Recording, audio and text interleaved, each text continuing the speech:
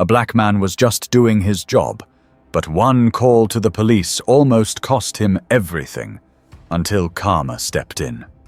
The late morning sun sat high over Birmingham, Alabama, casting sharp shadows across the well-manicured lawns of Mayfair Park, a quiet, upper-middle-class neighborhood where the biggest disruptions were usually barking dogs or delivery trucks. Isaac Dunbar wiped the sweat from his forehead with the back of his hand and leaned on his rake for a second, taking in his progress. The yard belonged to Walter Grayson, an 81-year-old retired Marine who had lived in the same house for nearly 4 decades. The man took pride in his property, but after a knee surgery 2 months ago, he couldn't tend to it himself. That's where Isaac came in.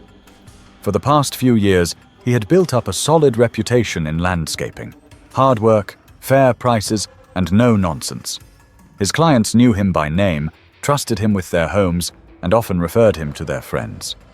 Walter was one of his regulars. Today's job was straightforward. Trim the hedges, clear out dead leaves, refresh the flower beds. A good 4-hour job, maybe 5 if the humidity dragged him down. He liked working in neighborhoods like this. Quiet, clean, predictable. But as he moved to bag up a pile of leaves, something in his peripheral vision pulled his attention. Across the street, a woman stood on her porch, arms folded tight across her chest. Isaac had seen her before. Not up close, never spoken to her. But he knew she lived in the 2-story colonial with the blue shutters. She was the type to keep her lawn perfectly edged, her garbage bins spotless, her porch decorations rotating with the seasons like clockwork. She hadn't been watching him at first. Her head had been buried in her phone. But now, she wasn't just looking. She was staring. Isaac turned back to his work. He'd been in situations like this before. People watching him, side-eyeing him as if he didn't belong. It used to bother him when he first started his business. Now he just pushed through it. Still, something about the way she didn't move made his muscles tighten. The rake scraped against the ground as he pulled together another pile of leaves, trying to shake off the feeling of being under surveillance. He was on the clock. He had work to do, but when he glanced up again, she was still there. This time, she was pacing, phone in hand. That was the moment he knew this was about to go south. Isaac exhaled through his nose, forcing himself to stay calm. "Don't assume, man. Maybe she's checking emails. Maybe she's waiting for a delivery." But then he saw the way her thumb hovered over the screen, how she lifted her phone slightly as if taking a picture. Yeah, he'd seen this before. Isaac shook his head, muttering under his breath as he walked toward his truck.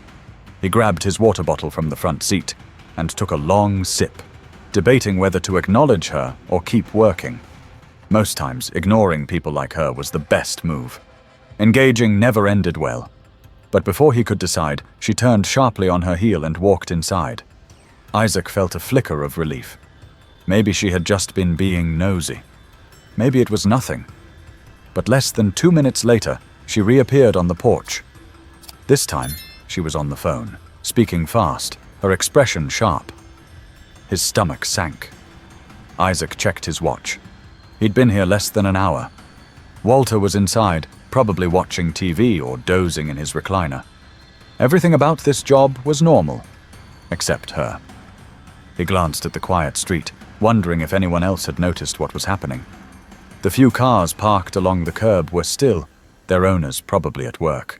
No witnesses, just him, her, and whatever she thought she saw. Then in the distance, the sound of sirens.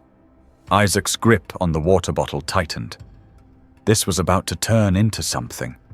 He just didn't know what yet, but he had a feeling it wasn't going to be good. Isaac's pulse ticked up as the distant wail of sirens grew louder.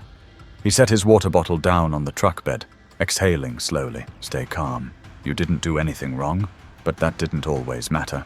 He glanced back toward the house.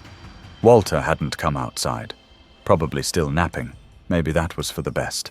Across the street, Linda Carpenter, he finally put a name to the face, stood stiffly on her porch, still clutching her phone. She wasn't looking at him anymore. Instead, she had turned toward the road, anticipation tightening her features. Isaac had seen enough to recognize what was coming. He knew how this played out. First the call, then the assumptions, then the questions. But today, it stung a little more than usual. He was tired of this game, tired of people like her. And then, blue and red lights flashed against the houses. A Birmingham Police Department cruiser pulled up fast, tires crunching against the pavement. A second squad car followed. 2 officers stepped out, one white, one black. Both were already scanning the scene before they even shut their doors. Linda walked down her porch steps like she was about to receive a delivery she'd been waiting for. Isaac could hear the officer closest to her speaking, but the words were muffled over the hum of the idling engines. She gestured sharply in his direction. There it was. Isaac forced himself to breathe evenly as the officers turned toward him. Hands visible. Stay relaxed. Keep your voice steady. One of them, the white officer, badge reading Graham, spoke first as they approached. "You mind telling me what you're doing here?" His tone wasn't aggressive, but there was weight behind it. A test. Isaac motioned toward the rake leaning against the tree. "Landscaping job.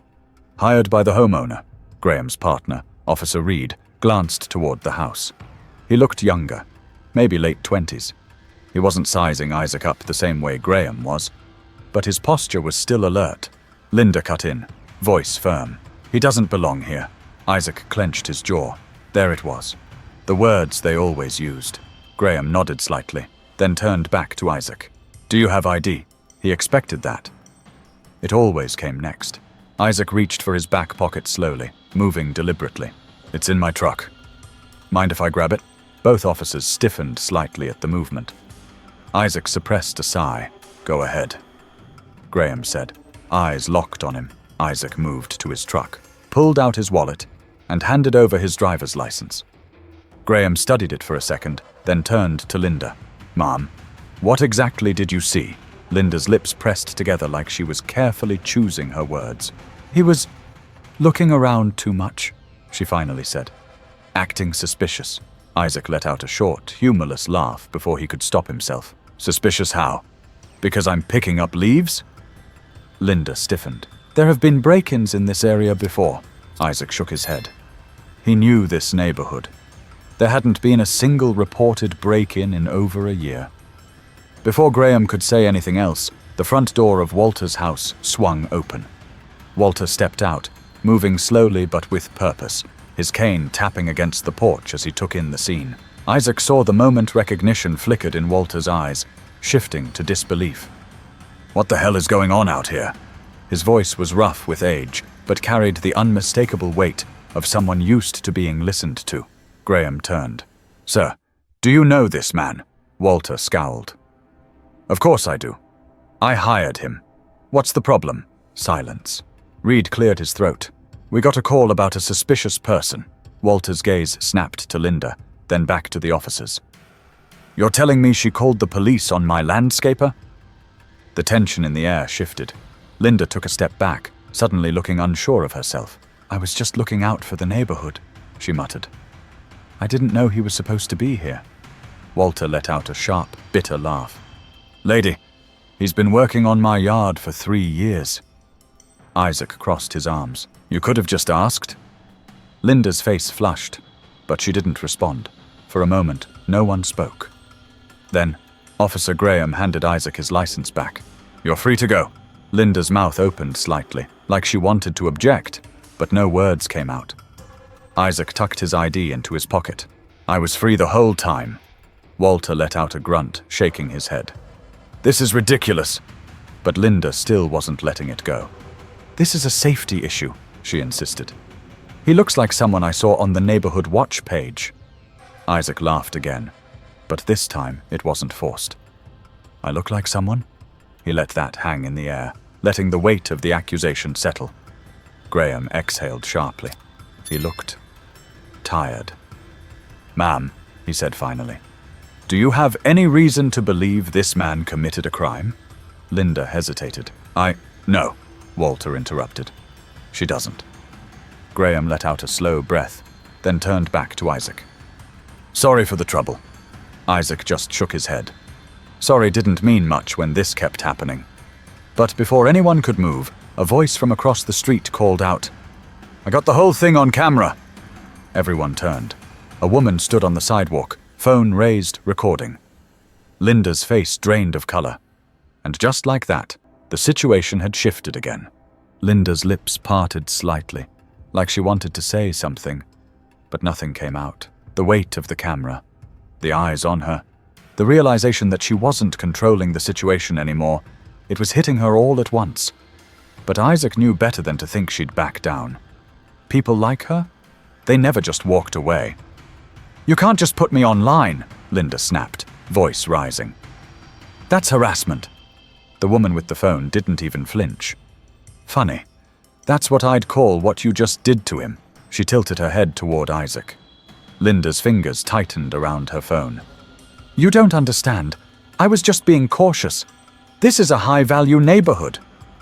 Walter let out a sharp laugh. "Lady, we ain't in Beverly Hills." Isaac almost smiled. Almost. But Linda wasn't giving up. She turned to Graham, eyes pleading now. "You need to do something about this.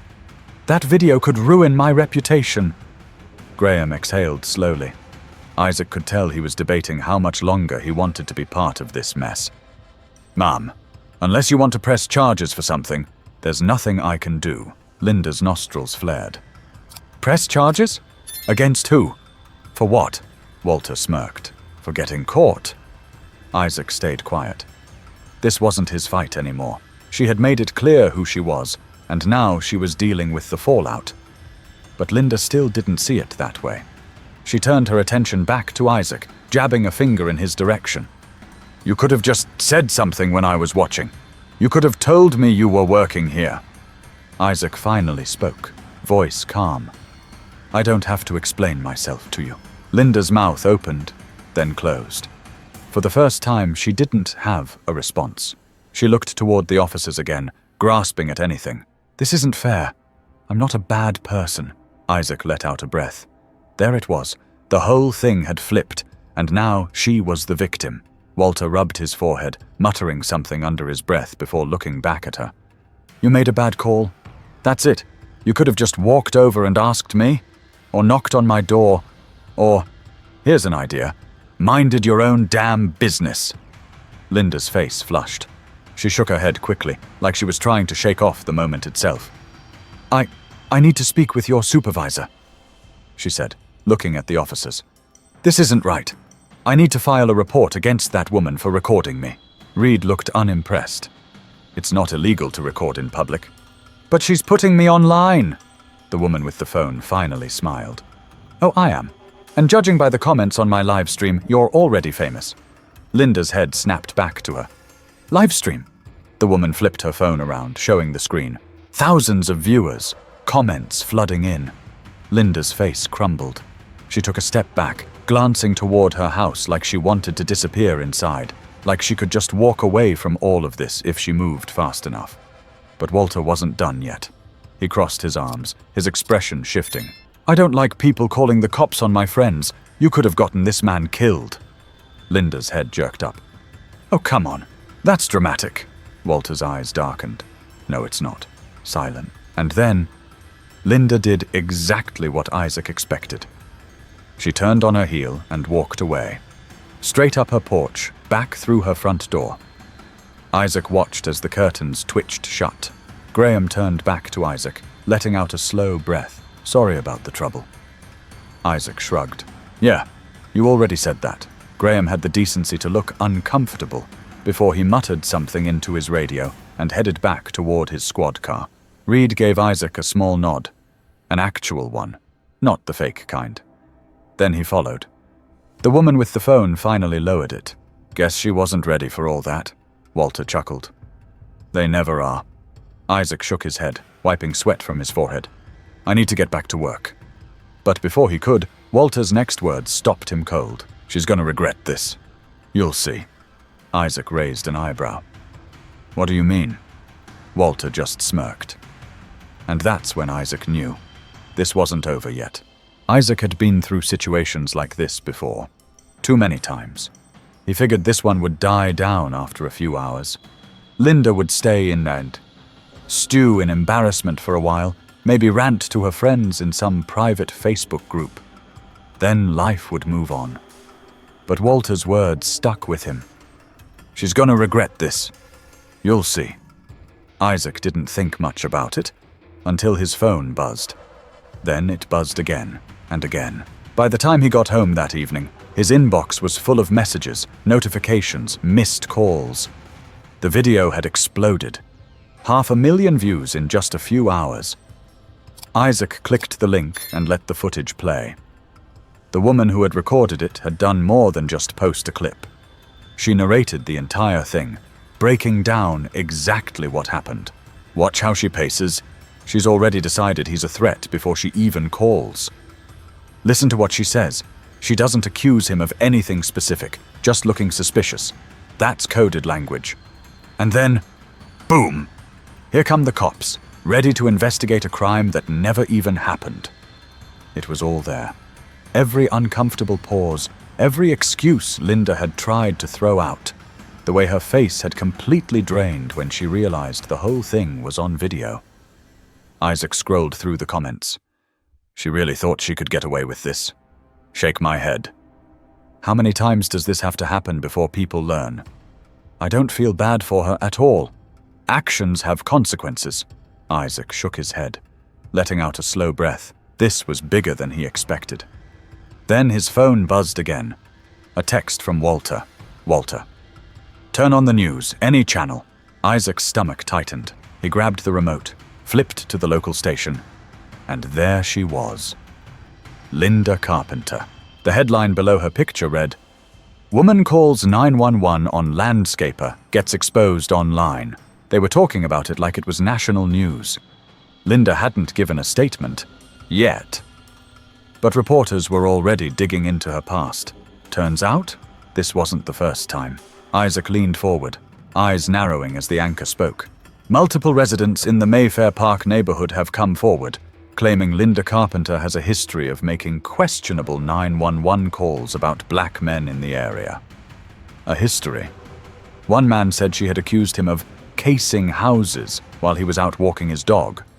Another said she had reported a delivery driver for acting suspiciously, just for dropping off a package. And now, she had finally been caught in 4K.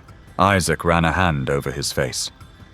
No wonder Walter said she was going to regret this. Then, just when he thought the night couldn't get any crazier, his phone buzzed again. A name popped up on the screen. A number he didn't recognize. But the message was short. Linda wants to talk. Isaac stared at the screen. Oh, now she wanted to talk? He exhaled, debating whether he even wanted to respond. But before he could make a decision, another text came through. Walter, told you she'd regret it. Isaac smirked. Yeah, she definitely was. Isaac stared at the message. Linda wants to talk. He wasn't surprised. Not after everything that had happened. She wanted to fix this, at least as much as she could. But why should he even entertain it? He set his phone down, exhaling slowly. If this were a few years ago, he might have ignored it, let her deal with the mess she created. But something about this felt different. It wasn't just that she got caught. It was that the world saw her. He picked up his phone again and typed out a response. Isaac. Talk about what? The reply came fast. Unknown number. Please, I just want to explain. Isaac's lips pressed together. Explain what? That she didn't mean it? That she had been acting out of caution? That she had never done anything like this before? Except, of course, she had? His phone buzzed again. Unknown number. I didn't know this would get so big. I'm getting threats. My job found out. My kids won't talk to me. I can't even leave my house. Isaac let out a short breath. There it was. She wasn't sorry for what she did. She was sorry for what happened to her. A part of him wanted to respond. Wanted to ask the question that had been stuck in his mind all day. And what if the cops had believed you? What if this went another way? But he didn't. Instead, he sent something short. Something simple. Isaac. Not my problem. Then he blocked the number. By the next morning, the fallout had reached another level. News outlets were picking up the story. Linda's employer, a corporate office downtown, had released a statement saying they were reviewing her conduct and assessing next steps. Translation? She was about to lose her job. Walter, ever the early riser, was already 3 cups of coffee deep when he called Isaac. "Told you," was the first thing out of his mouth. Isaac shook his head. "I wasn't expecting all this." Walter let out a dry chuckle. "Actions. Consequences. Yeah, but threats?" Walter's voice shifted slightly. "That part's not okay," Isaac sighed, rubbing the back of his neck. He didn't want Linda's life ruined. He wanted her to understand. But would she? Would she actually learn anything from this? Or would she just see herself as a victim? Walter must have sensed his hesitation. "You can't control what people take from this, kid. Some folks get it. Some never will." Isaac was about to respond when another notification lit up his screen. A legal filing. Walter noticed the pause. "What is it?" Isaac clicked the link and let out a low whistle. "The homeowner's suing her." Walter actually laughed. "About damn time." Isaac read further. Walter wasn't just mad about what happened. He was furious. He wasn't just filing a complaint. He was suing for harassment and defamation. Isaac shook his head. "Man, she's really done for." Walter exhaled. "She did it to herself." Isaac leaned back against the couch, staring at his phone. This wasn't just a bad day for Linda anymore. This was about to change her whole life. A week passed, then 2. The world moved on, as it always did. But for Linda Carpenter, things didn't go back to normal. She lost her job. Her name was permanently tied to the incident, flooding search results whenever anyone looked her up. Her neighbors distanced themselves. The ones who had once smiled at her in passing now avoided eye contact. Walter's lawsuit was moving forward, and there was no escaping it. Isaac didn't feel bad for her. Not really. But he also didn't celebrate what happened to her. Instead, he reflected. This had been one of many moments in his life where someone had questioned why he was somewhere, why he existed in a space they thought he didn't belong. But this time, she had to face real consequences. He sat on his back porch, phone in hand, staring at another message that had come through. "Unknown number. I just wanted to say sorry." It was her. Again. Isaac sighed. Was it real, or was she just saying what she thought she needed to say? Maybe both. He typed out a response. "Isaac." "Sorry for what?" The 3 dots appeared, then disappeared. She had no answer. Because she didn't know. He shook his head and deleted the message thread. Some people never learn. The next time Isaac pulled into Walter's driveway, he felt lighter. Walter was on the porch, a glass of iced tea in one hand, watching him step out of the truck. "You sticking around this time?" Walter asked, smirking. Isaac chuckled. "Long enough to finish the job." Walter nodded approvingly. "Good. Grass ain't gonna cut itself." Isaac grabbed his tools from the truck bed, glancing toward Linda's house. The porch was empty, curtains shut tight.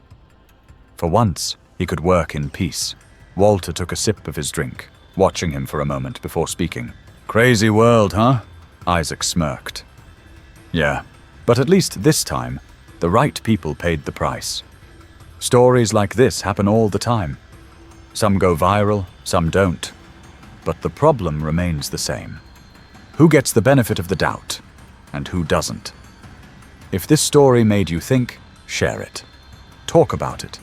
Keep the conversation going. Because accountability only happens when people stop looking the other way. Subscribe for more stories that need to be told.